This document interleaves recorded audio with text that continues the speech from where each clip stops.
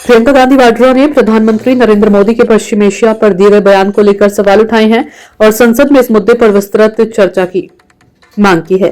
प्रियंका गांधी ने सोमवार को संसद परिसर में मीडिया से बात करते हुए कहा कि प्रधानमंत्री ने जो बयान दिया उसमें कोई नई बात नहीं थी। उन्होंने कहा कि देश को सिर्फ जानकारी दी गई, लेकिन इस गंभीर मुद्दे पर सभी पक्षों की राय सामने आनी चाहिए। उनका मानना है कि संसद में चर्चा होने से सरकार और विपक्ष दोनों अपने अपने विचार रख सकेंगे, जिससे देश को पूरी तस्वीर समझने में मदद मिलेगी। दरअसल प्रधानमंत्री मोदी ने लोकसभा में पश्चिम एशिया में चल रहे तनाव और युद्ध जैसी स्थिति पर बयान दिया था। उन्होंने कहा कि इस संकट के दौरान भारत सरकार की सबसे बड़ी प्राथमिकता भारतीय नागरिकों की सुरक्षा है।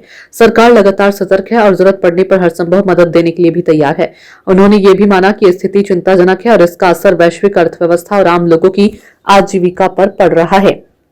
प्रधानमंत्री ने खासतौर पर ऊर्जा और ईंधन आपूर्ति को लेकर भी बात की। उन्होंने बताया कि युद्ध के कारण हॉर्मुज जलडमरू मध्य होने वाली माल ढुलाई में दिक्कत आ रही है और तेल और गैस सप्लाई के लिए बहुत अहम मार्ग है।